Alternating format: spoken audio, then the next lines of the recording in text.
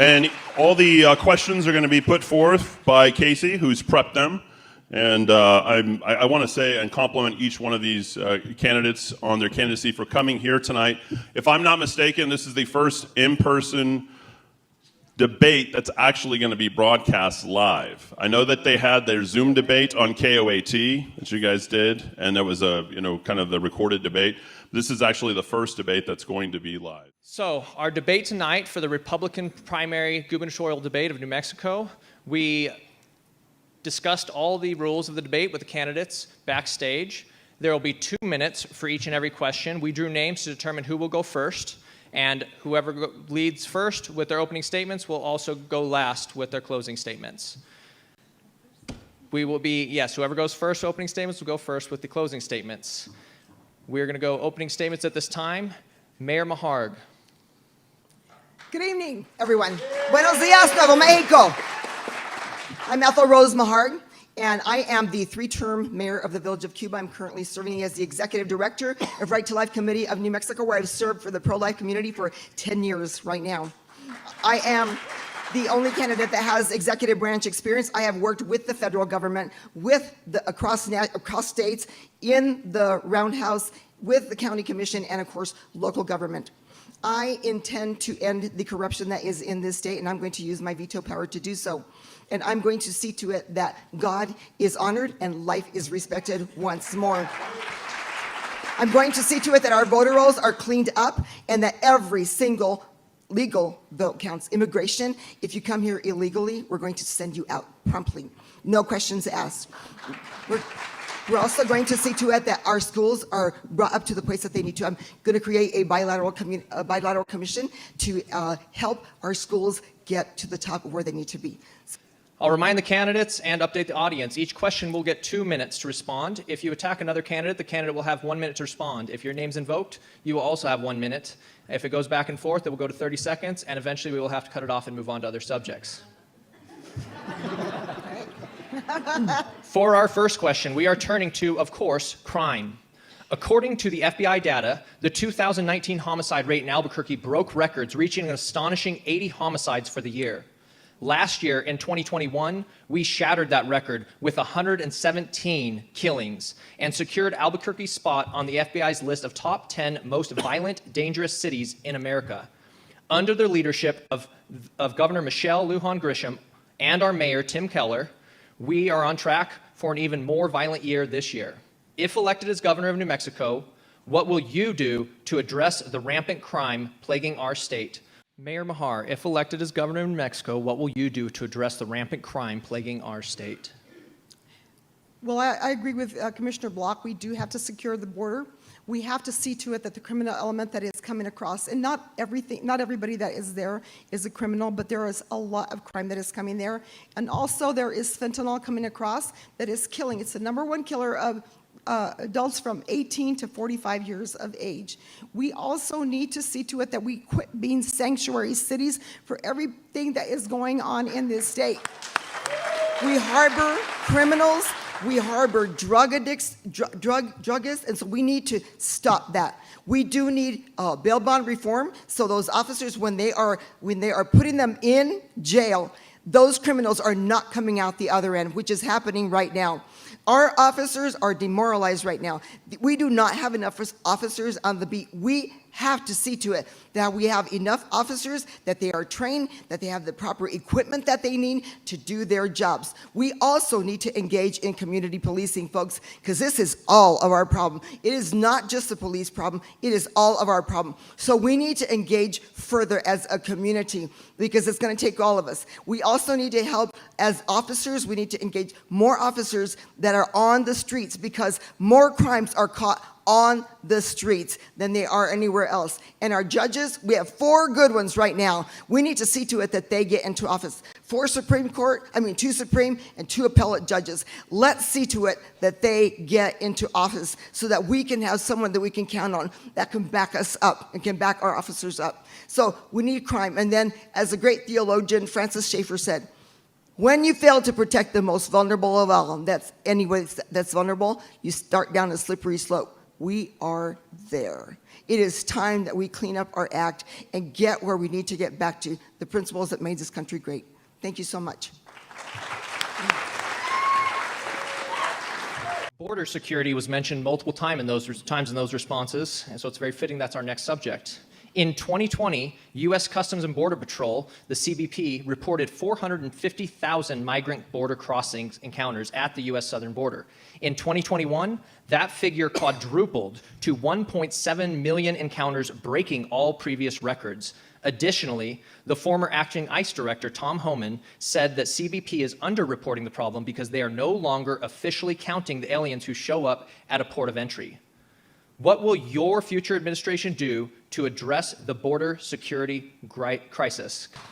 Mayor Maharg, what will your future administration do to address the border crisis security issue?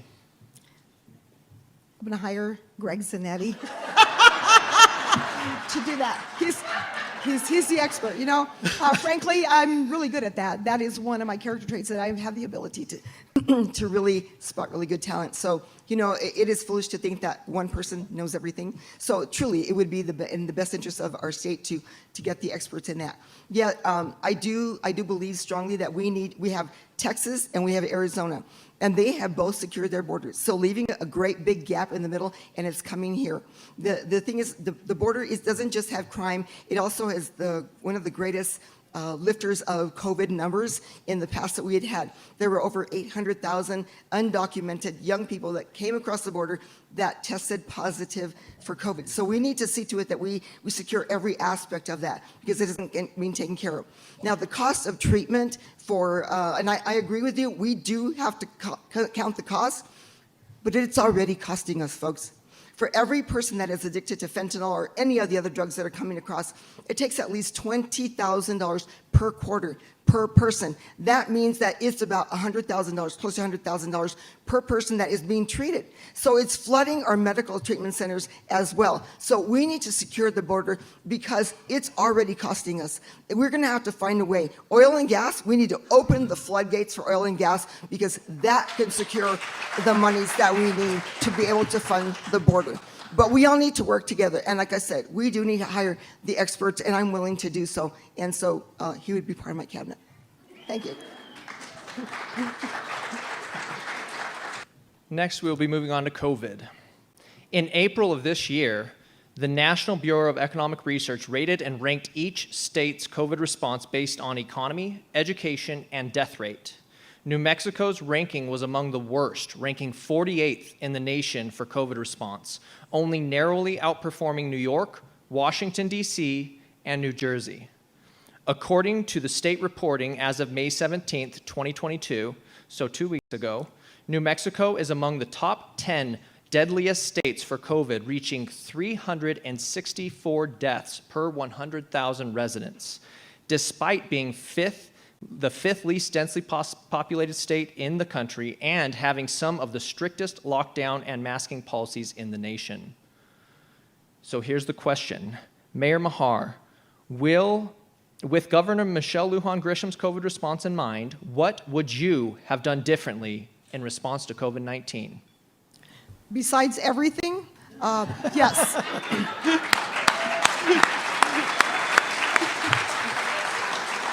I would have never locked our state down. South Dakota has the same.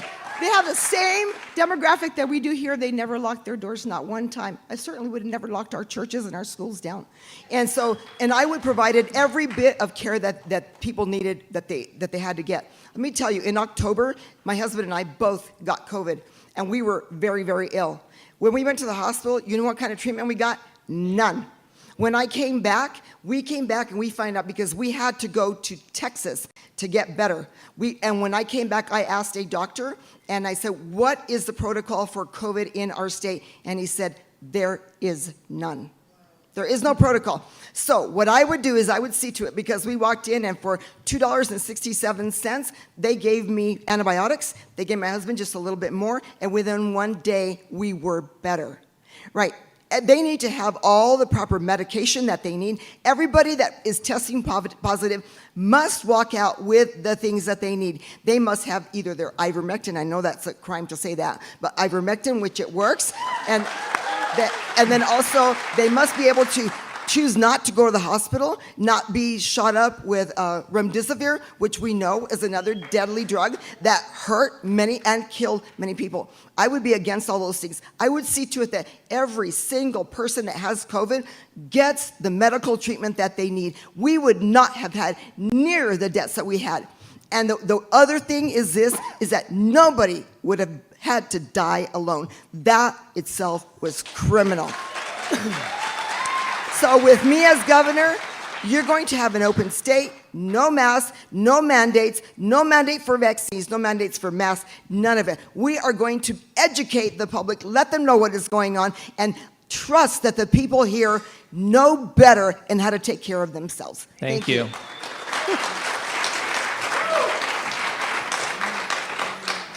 Just like Ethel said, you were on fire, Ethel. Nice job. Anyway, that's it.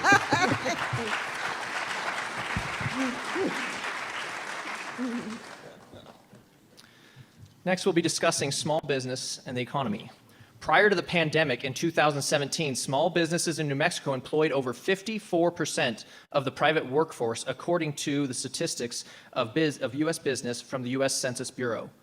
Only 60% of small businesses open pre-pandemic remain open as of June of last year.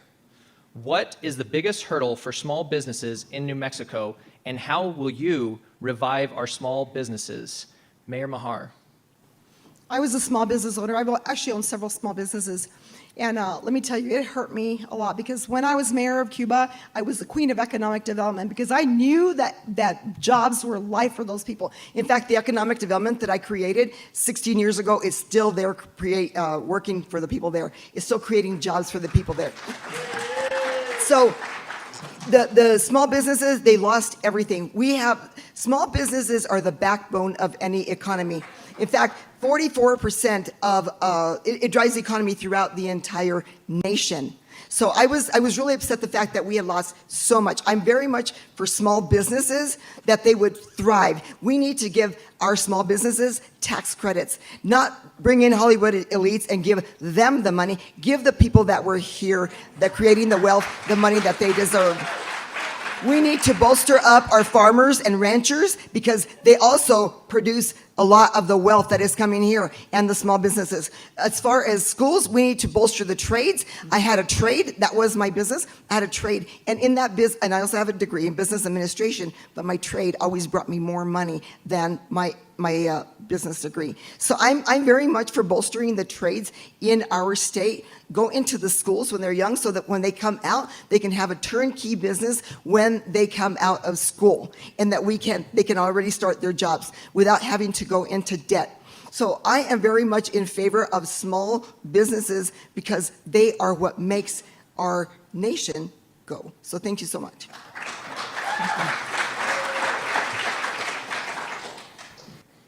I personally find this next question to be heartbreaking. Families and youth are the most precious resource we have in this state. For the last few years, New Mexico has been ranked among the worst states, 49th and 50th, for child well-being, according to data analyzed by the Ann E. Casey Foundation. CDC data shows that the teen suicide rate in New Mexico is among the highest in the nation at 23.5 suicides per 100,000 teens. To top it all off, New Mexico is ranked dead last in education this year. The nonprofit organization Share Hope ranks us as one of the worst states for child and youth sex trafficking. We are failing our youth. Mayor Maharg. May I please have you repeat? I just want to make sure I'm really clear in how I answer this question. Yes. How will you turn around this destructive trend in our children's safety, mental health, and education? Well, I want you to know that in 2018, I was writing a grant for CareNet pregnancy centers. And at that time, I discovered that our state, we double the suicide rate for our nation, our teen suicide rate right here. And then what happened with COVID and the lockdowns, has been stated already, is Suicide rates, we were number one for suicide rates. We need to give power back to our parents because right now they're being considered terrorists if they go to the school board and try to challenge anything that they're doing. So we need to give the power back to the parents. We need, our families truly are under attack. And we need to give the power back to the families because it is being stripped away from us. As far as protecting our children, we need to see to it. Like we just had something that happened in Texas. We just see the gun violence that just took place. And it is tragic. Yet, what they do is the left continues to come after the guns, the guns, the guns. And that is not the answer. The answer is that we have become a godless nation. We need to see to it that in 1962, prayer was taken out of schools. And you know what has happened since then? We've had a 700% increase in crime among young people. So the correlation is there. I intend to institute that. And don't tell me that you can't do it because it's already been done in other states. And I see to it because we need to return to those things that made our nation great. I agree with decline PED and CYFD needs to be, all of it needs to be taken out because it is not working, because it's not in the hands of the people. And so we need to get power back to the people, back to the parents, back to the families, and truly return back to God.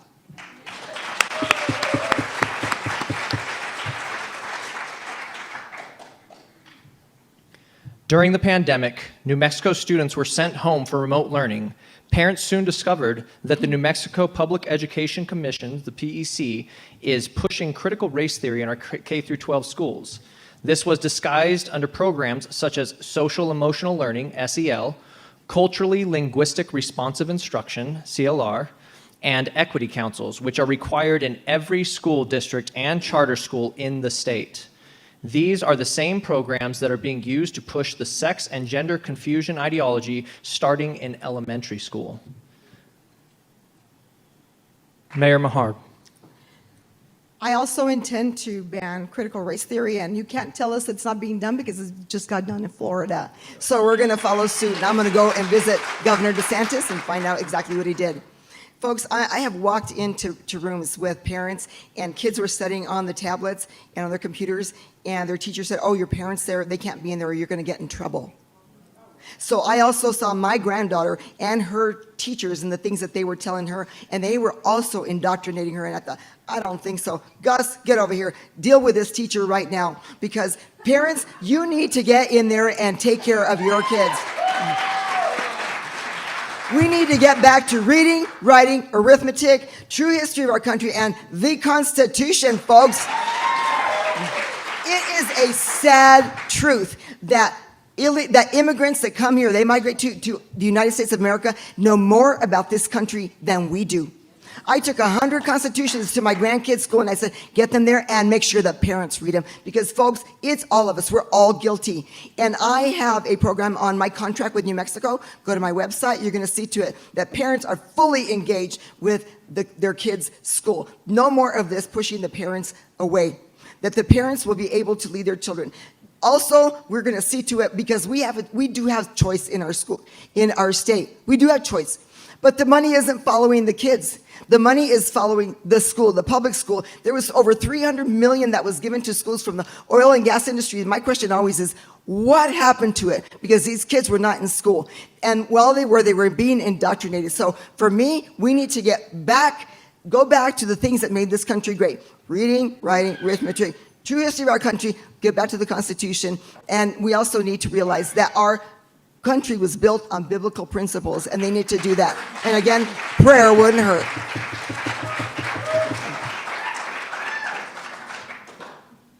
Next, we turn to the issue of abortion.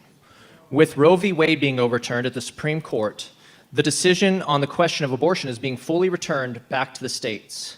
New Mexico's abortion laws, or lack thereof, have come under new scrutiny. Many New Mexicans who had not been paying attention were surprised to discover that New Mexico has no abortion restrictions in place.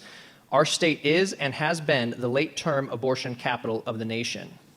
Mayor Maharg, at what point do you personally consider a baby to be an individual life, and what protections for the unborn, if any, would you support here in New Mexico? Well, I'm going to make one correction, and that is that we are not the late-term abortion capital of the nation. We are the late-term capital of the world. People come from all over the world to get their late-term abortion here in New Mexico. And what I'm going to do, end that sucker. We are going to see to it that abortion ends. And I am for, I believe that conception, and that life begins actually at fertilization. When a zygote and the egg come together, that's when life begins. And so I want to tell you some statistics about abortion so that you all are armed and dangerous and know what it is that I know. All right, when a woman has an abortion, there's an over 80% tendency toward rage. And then you wonder why we're in the state that we are. And that doesn't affect just her, it affects the man as well. There's over 56% increase in drug and alcohol abuse, and another increase in suicidal ideation because it causes mental illness. And Commissioner Block has alluded to mental illness. It causes mental illness, folks. We're not supposed to kill our children. We're not. And so, therefore, under my administration, I am not going to wait for it to hit my desk, folks. I'm going to go after it with a vengeance because it is the black stain that has covered. We are under a curse in this state. People may not want to hear that, but that's exactly. People have told me as they come into town, they can just feel what's going on. And right now, with Texas outlawing abortion, the abortions in this state have skyrocketed. Have you ever been to the sidewalks? I have, and I've seen them. All you see is out-of-state plates, folks. We have to end this here. It's costing us more than you'll ever know. Even economically, it has cost us trillions of tax dollars that have been lost because we have lost an entire nation of folks. So under my administration, you can count that abortion will end.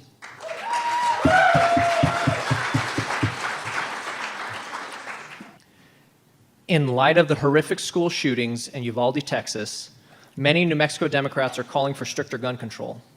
According to the Rio Rancho Observer, on the same day of the Texas shooting, 2 high school students, one in Albuquerque, the other in Rio Rancho, brought guns to school. Both New Mexico schools had security officers, and the teens were reported and detained before anything happened. In 2019, New Mexico enacted laws requiring background checks for nearly all private firearm sales. In 2020, we enacted red flag laws authorizing courts to temporarily suspend the Second Amendment rights of people found to pose a significant imminent danger to themselves and or others. Mayor Maharg. One of the questions you asked was, when is it okay to violate the Second Amendment right? Never. The Second Amendment was put in place to protect the First Amendment, and that's exactly what they try to do, is shut us down. So as far as the situation that happened in Texas, and it was tragic, to see to it that so many people lost their lives, one of the things is we need to look more at situational control, not so much the gun control. Because when you have to look at every single thing that happened. That young man had been letting people know since September, and nobody did anything about it. There was one door that was propped open and left open, and then the security guard was absent. We need to have keyless entries for every single employee that goes into that school, that nobody gets in. That if you have one in, and then you are not to leave until you come around the front door again. We must protect our children. We are also an open carry state. Folks, we have the ability right now to open carry. We just need people that are willing to take the training. I did. I took my husband, we also went for concealed carry training. If we had more teachers in our schools that were trained, that they had their concealed weapons, they could take care of those kids. So the answer is not more gun control. It's actually more guns on people that know how to handle them. And we need to employ our veterans that are able to do that. They're wanting to help. There's so many trained veterans already that are retired. We could be putting them to work. But we need to do everything that it is. And we need to also educate our kids about firearm safety. That's another thing. But we all need to stand together as a community and come together and say, okay, this is what is going on here. We need to take care of each other once again.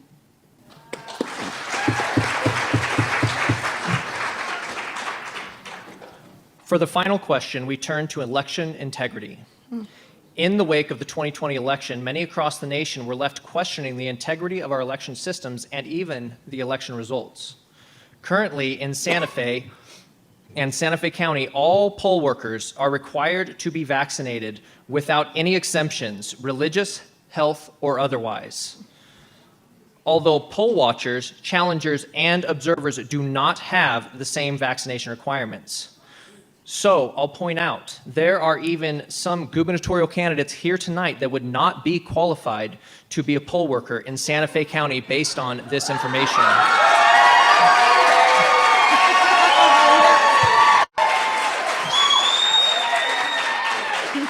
Let me tell you something.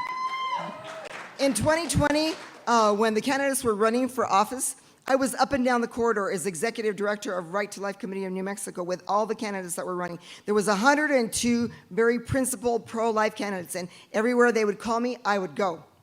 And so at the end of that election season, let me tell you this. Isabella Solis in Doña Ana County, she was running for office, and not for lieutenant governor, but she was running for office at that point in time. She garnered more votes than Joanna Ferre ever got, ever. Yet she lost. Joey Tiano on the other side of the state, in Santa Fe, the same thing, and he lost. And we also had Mary Ingham. We have so many candidates that were in there, and they lost by the same percentage. Tom Stull, I could name them all. So don't tell me. And then President Trump, oh, you bet his election was stolen. They didn't just steal his. They stole yours. They stole mine. They stole all of ours. You know what? This isn't just a Republican thing, folks.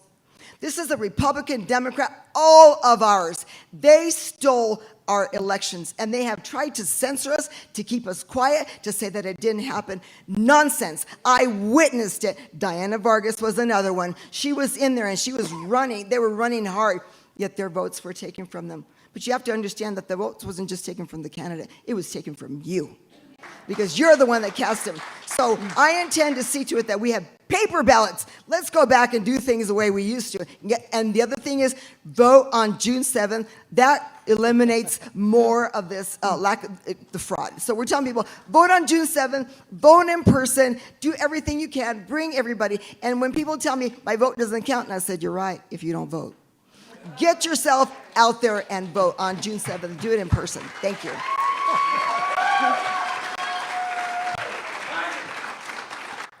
As we move into the closing statements, I think I speak for everyone when I say, regardless of who our candidate is, we have to fight as Republicans and unite to get them elected in general.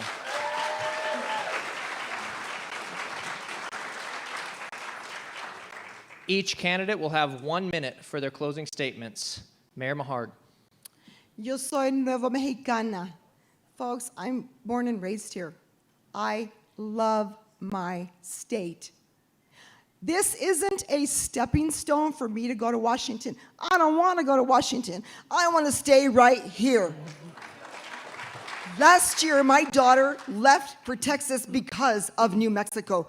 I'm going to work to see to it that this state is the best that it's ever been, so that my daughter can come back and yours will never leave. And so I'm going to see to it too. I want folks to remind you, we have a lot of issues in our state, and I always close with this. But the biggest issue is this, that we have turned our backs on God.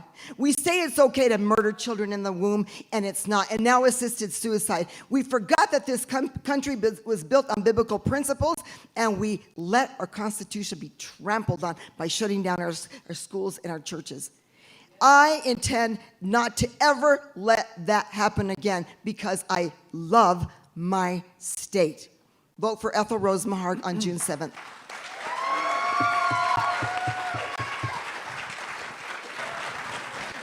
Now the real work begins. Let's go out there and take our state back.